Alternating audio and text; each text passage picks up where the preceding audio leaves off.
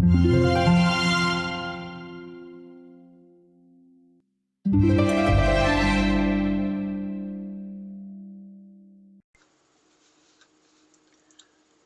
our studies in the Gospel of Mark, we come today to verses 21 to 34 in the first chapter. And there we read, "They went to Capernaum, and when the Sabbath came, Jesus went into the synagogue and began to teach. The people were amazed at his teaching because he taught them as one who had authority, not as the teachers of the law. Just then a man came in to their synagogue who was possessed by an impure spirit, and he cried out, 'What do you want with us, Jesus of Nazareth? Have you come to destroy us? I know who you are, the Holy One of God.' 'Be quiet,' said Jesus sternly. 'Come out of him.' The impure spirit shook the man violently and came out of him with a shriek. The people were also amazed that they asked each other, 'What is this? A new teaching and with authority, and he gives orders to impure spirits and they obey him.' News about him spread quickly over the whole region of Galilee. As soon as they left the synagogue, they went with James and John to the house of Simon and Andrew. Simon's mother-in-law was in bed with a fever, and they immediately told Jesus about her. So he went to her, took her hand and helped her up. The fever left her, and she began to wait on them. That evening after sunset, the people brought to Jesus all the sick and demon-possessed. The whole town gathered at the door, and Jesus healed many who had various diseases. He also drove out many demons, but he would not let the demons speak, because they knew who he was. Now, from our previous studies, we know that Mark, the author of the book we are studying, believed that Jesus was at one and the same time both a fully human being like us, and at the same time also fully God. He was, as it is often said, God incarnate. We've also learned that Mark believed that Jesus was the one of whom God had promised through his prophets that he would come and finally resolve the human predicament, the problem of sin. And so certain was Mark about his convictions that he decided to both write them down and also give an account of Jesus' life that he believed showed these remarkable, almost unbelievable claims to be true. So when we come to the present passage, Mark is once again setting before us evidence of his beliefs, and with them giving us an invitation to explore them with him. Now, right at the beginning of his description of Jesus' ministry, Mark records the incident of Jesus' encounter with the people of Capernaum and of a man who was possessed by an evil spirit. Clearly, Mark has done this because he wants us to grasp some very basic and important lessons about Jesus right from the start of the story he's telling. What then did Mark want us to understand? First of all, he notes that when people encountered Jesus' teaching for the first time, they recognized they'd been brought face to face with truth. When Jesus taught at Capernaum, the effect was dramatic. The people were stunned and awestruck. So much was this so that Mark mentions it twice, both in verses 22 and 27. And what struck his listeners was not the manner of Jesus' presentation. We do not see that he used any clever teaching techniques, nor does it appear that he raised his voice. No, what struck them was the authenticity of what he said. It rang staggeringly, self-authenticatingly true. One would have loved to have been a fly on the wall of the synagogue in Capernaum. Yet we do have the written records of Jesus' ministry. And Mark clearly believes that if only we have eyes to see and ears to hear his words, they ought to have the same impact on us. Even today, people who are not really interested in Jesus still seem to find something authentic and true in his words. And if no person ever spoke like this person, we ought surely to give him a hearing. But if no one ever spoke as Jesus did, nor did they perform such mighty acts as might corroborate their testimony. And so Mark rapidly passes on to two incidents that occurred just as Jesus was beginning to start out on his ministry. In the passage we studied last time, we were told that Jesus won his standoff with the prince of the powers of darkness, who seeks to rule over our world. It comes as no real surprise then, as soon as he commenced teaching, those in whom spiritual darkness prevailed also fought against Jesus, but with a similar lack of success. However, this passage also teaches us something about the way in which evil encounters truth, and what it does to seek to avoid it. And this seems to be the point of verses 23 and 24. Faced with the truth in the person of Jesus, the demon understood very well the significance of the event. It inevitably would lead to his own doom.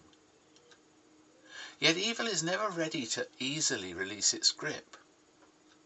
Mark understood this, and so he wants us to notice the tactics this demon employs, since, so he believes, they are typical of the way in which evil all too often manipulates us and seeks to evade the truth and draw us away from the truth. We notice then that this demon begins with ridicule. The demon knew only too well who Jesus was, but he merely refers to him as Jesus of Nazareth. It's as though the demon says, "Son of God, are you? Well, let me tell you, as far as I'm concerned, you're a mere man from a small and insignificant village." I think Mark holds the view that this is the way that many people try to explain away Jesus, without realizing that they are siding with God's arch-enemy when they do so. Mark is of the view that any attempt to reduce Jesus to anything other than God incarnate is to welcome darkness in the face of light. Jesus' words and his actions, so Mark implies, simply will not allow the truth about Jesus to be evaded, not when the full story is told. But this demon used two other strategies to minimize Jesus. The first was that he sought to limit Jesus' authority.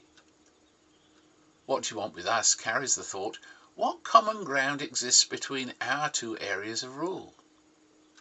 In other words, the demon seeks to argue that there are areas of life and existence that are outside of Jesus' authority, and that therefore the demons ought to be left alone to work within their own sphere.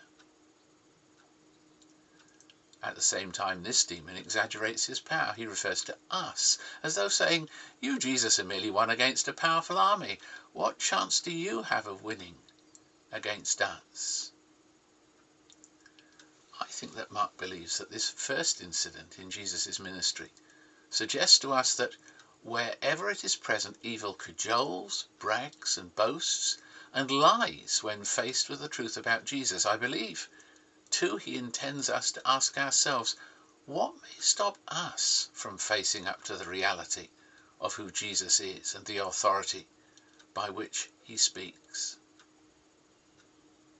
However, we notice that when Jesus encounters evil, he destroys it. This is vividly portrayed in verses 25 and 26. The braggart demon is silenced and driven out by two short commands of Jesus. The demon's words were, as we say, simply hot air. They were bluff. So we can see why Mark thought this incident so important to record. Wrapped up in it is the challenge to renounce the world and follow Jesus. And central to its message is the declaration that Jesus is the answer to an unclean world's bondage to darkness. Fundamental to its teaching is that Jesus is the way, the truth, and the life. But Jesus' encounter with the demon was merely the start of a very busy day. After leaving the place of worship where the incident occurred, Jesus entered Peter and John's house, presumably for a snack and a rest. However, on entering the house, it was impossible to avoid the fact that Peter's mother-in-law was sick. It's interesting to notice that Jesus was immediately told of her need. This may reflect the fact that she was seriously ill. But although we're not aware that Jesus had performed any miracles before except the one that had just been witnessed, the disciples seem to have been emboldened by it to ask for his help. And as verses 29 to 31 tell us, Jesus showed the same effortless sovereignty over a severely sick woman as he had over the demon. With a minimum of fuss, this woman is raised to full health without any need to convalesce. Now, as we've already seen in our earlier studies, the Bible teaches that sickness and death are the universal result of humanity's bondage to sin. But here Jesus is revealed as the power over the effects of sin. In this way, Jesus' ability to deal with humankind's bondage to sin and its consequences is eloquently stated. In two short stories, Mark illustrates the fact that Jesus was both able to overcome the powers that have dominated our world since sin entered it, and that the consequences of our predicament, sickness and death, bow before his sovereign rule. No wonder Mark believes that Jesus is good news.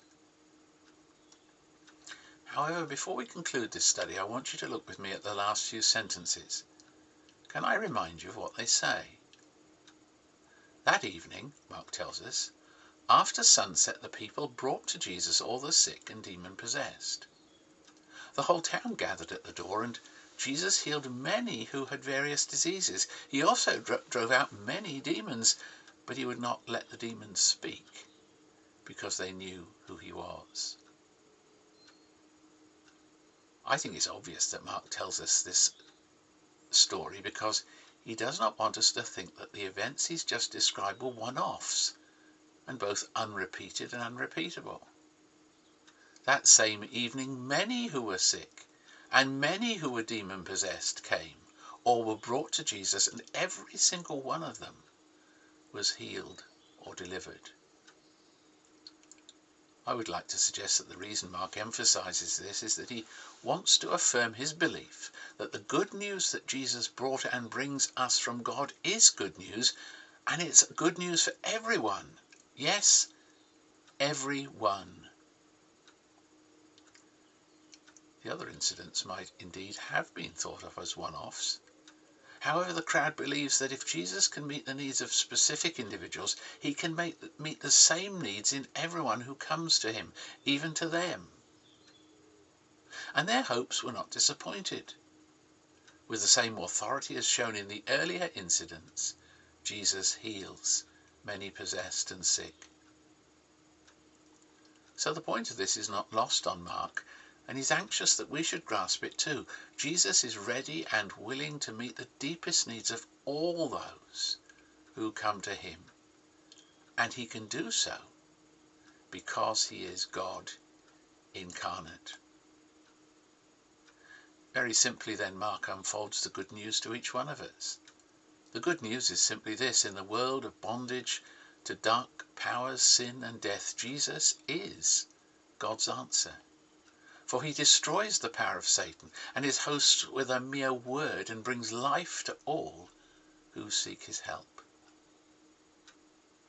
We too should, I think, by now have grasped what Mark wants us to understand, and to see that his extraordinary claims about Jesus do nevertheless begin to add up. He will continue to offer us every encouragement to reach the same life-changing conclusion in the chapters that follow.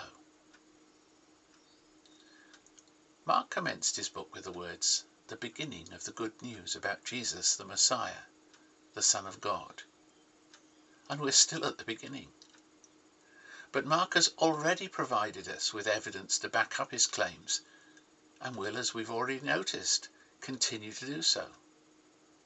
The challenge for each one of us is that we be ready to open our hearts and our minds to the extraordinary story he tells. If we do, we might just discover the claims he makes are true, and that Jesus' claims on us as our sovereign God call us too to submit to him.